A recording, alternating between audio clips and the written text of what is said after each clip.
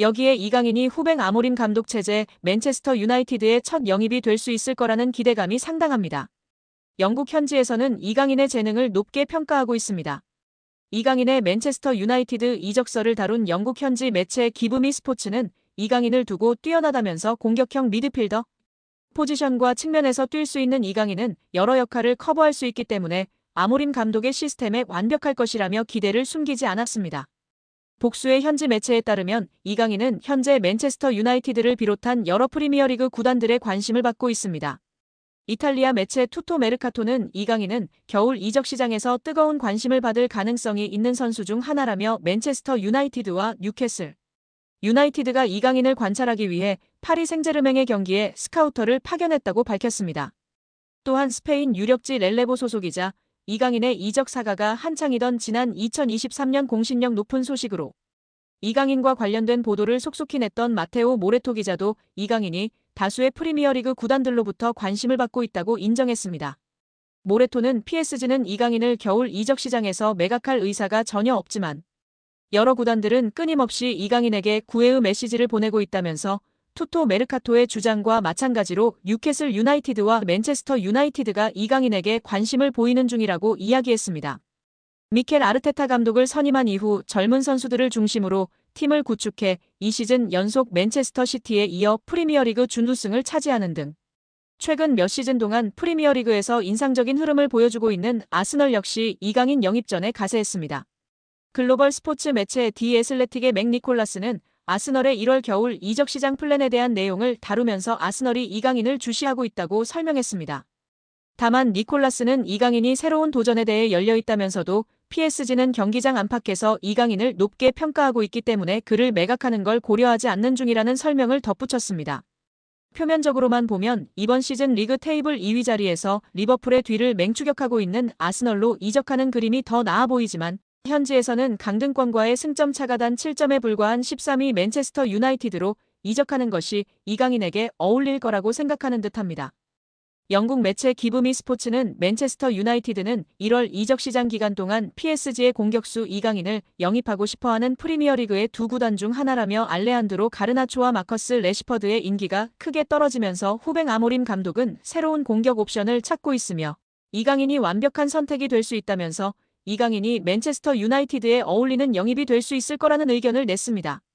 매체는 맨체스터 유나이티드가 이강인을 원하는 이유를 설명하면서 공격수 이강인은 진정한 재능이라며 뛰어난 이강인은 PSG에 합류한 이후 다양한 포지션에서 다재다능함을 보여줬다.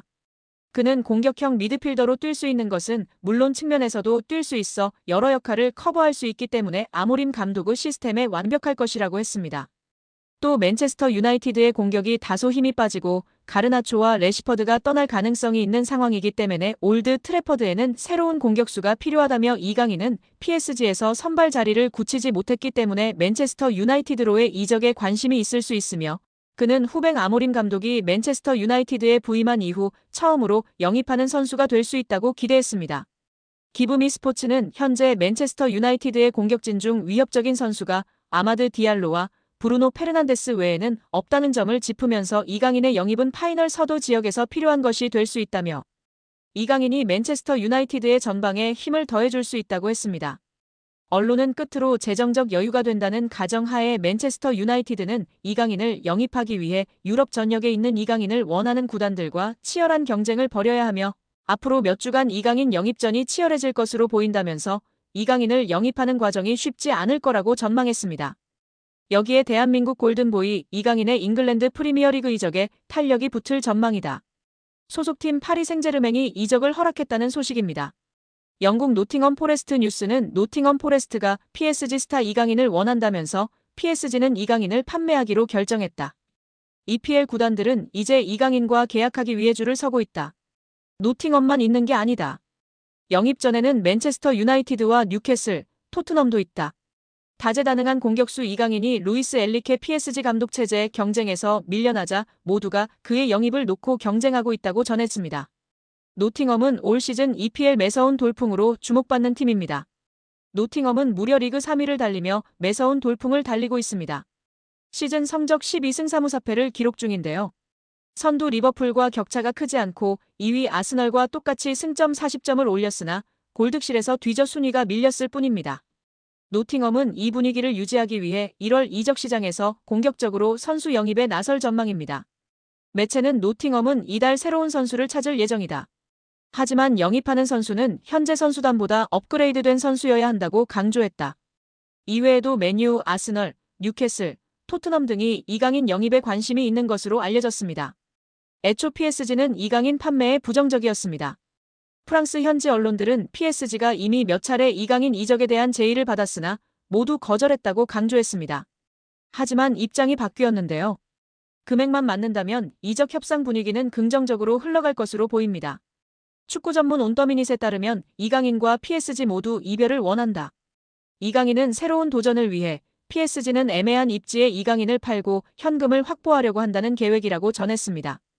또한 프랑스 PSG 토크는 PSG가 이강인의 이적료로 4,400만 유로 약 660억 원을 원한다고 밝혔습니다. 부담스러운 금액이기는 하지만 맨유, 아스널 등 빅클럽들이 지불하지 못할 금액도 아닌데요. 이들이 이강인 영입을 결심했다면 적극적으로 움직일 전망이라고 시선이 지배적인 상황입니다. 맨유, 아스널, 뉴캐슬 모두 이강인 영입이 절실합니다. 맨유의 경우 측면 공격수 마커스 레시포드가 이적을 앞두고 있습니다. 깊은 부진에 좋지 못한 인터뷰로 루벤 아모림 신임 감독에게 제대로 찍혔습니다. 레시포드는 이적하고 싶다는 뜻을 드러냈습니다. 아스널도 에이스 부카요 사카가 햄스트링 부상으로 전력에서 이탈해 공격 보강이 필요합니다. 뉴캐슬도 팀 미드필더 미구엘 알미론의 이적설이 돌고 있어 보강이 필요합니다. 공격진 뎁스도 두터운 편인데요. 올 시즌 유럽 대항전 티켓까지 따낸다면 선수 보강은 필수 과제일 수밖에 없습니다. 뉴캐슬은 올 시즌 리그 5위에 위치한 상황입니다. 아직 겨울 이적 시장이 초반을 지나가고 있는 가운데 현지에서는 PSG가 이강인을 매각하지 않을 거라는 전망이 우세합니다. 프랑스 유력지 레퀴프 소속 로익 탄지는 이강인이 PSG 내부적으로 높은 평가를 받고 있다며 구단이 시즌이 한창인 겨울 이적 시장에서 팀의 주요 선수를 내보낼 가능성이 낮다고 이야기했습니다. 특히 PSG는 이번 시즌 프랑스 리그앙 우승은 물론 유럽 축구연맹 챔피언스리그 대권에도 도전하고 있어 핵심 전력으로 꼽히는 이강인을 매각할 가능성이 낮다는 이야기인데요. 그러나 스페인 매체 피차에스는 이강인의 프리미어리그 이적설은 전하면서 PSG는 4천만 유로 약 601억 원의 이적료라면 이강인에 대한 제안을 받아들일 수 있다고 주장했습니다. 피차에스는 지난 9월에도 PSG가 6천만 유로 약 902억 원에서 7천만 유로 약 1,052억의 제안이라면 이강인을 매각하는 걸 고려할 수 있다고 주장했던 매체입니다. 여기에 신문선 후보는 이날 취재진과 마주해 정몽규 후보는 애초에 자격이 없는 사람이라고 주장했습니다. 신 후보는 정몽규 후보가 협회 정관 제29조 제2항 7호의 후보 결격 사유에 해당한다고 봤습니다. 협회 정관에 따르면 사회적 무례협회나 대한체육회 및 그 회원단체로부터 징계는 받지 않았지만 임원의 결격 사유에 해당하는 유사 행위 등 그 밖에 적당하지 않은 사유가 있는 사람은 협회의 임원이 될 수 없다고 명시돼 있습니다. 신문선 후보는 정 후보가 문화체육관광부에서 발표한 협회 특정감사에서 중징계 문책 요구를 받았다는 사실을 짚으며 정 후보는 대한축구협회장 선거 후보자 자격이 없음을 스스로 인정하고 더 이상 회장 선거가 파행되지 않도록 결단 내려달라 요구한다. 협회는 중앙선관위 위탁이 되지 않는다면 선거가 투명하고 공정한 절차로 진행되도록 축구계가 인정하는 객관적이고 중립적인 인사들로 선관위를 재구성할 것을 요청한다라고 외쳤습니다. 한편 취재진 사이에선 김택규 대한배드민턴협회장도 사회적 무리로 인해 후보 결격자 판정을 받았다. 정몽규 회장에게도 같은 판정이 나와야 한다고 보는지라는 질문이 나왔습니다. 이에 신문선 후보는 국민들을 대상으로 누가 더 사회적 무리를 빚었나라는 여론조사를 해보자. 여론조사를 한다면 아마 정몽규 후보가 23배 정도 높을 것이다라고 꼬집었습니다. 또 신문선 후보는 만약 정몽규 회장이 당선된다면 문체부가 승인할까라고 되물으며 결국 검찰 수사 과정까지도 치닫지 않겠느냐라는 생각이다. 지난 12년 동안 협회를 이끌면서 작은 흠결이 있지만 명예스럽게 떠나는 모습도 기대하고 있다라고 전했습니다. 한편 신문선 후보는 허정무 후보와 마찬가지로 이번 선거를 중앙선거관리운영회에서 맡기를 희망하고 있습니다. 신 후보는 만약 중앙선거위에서 진행한다면 공정하고 투명한 선거가 진행될 수 있을 것이라고 내다봤다. 다만 위탁할 수 없는 돌발 상황이 발생한다면 어떻게 공정한 선거위를 새롭게 꾸밀지 검토 후 추가 입장을 밝히겠다고 예고했습니다.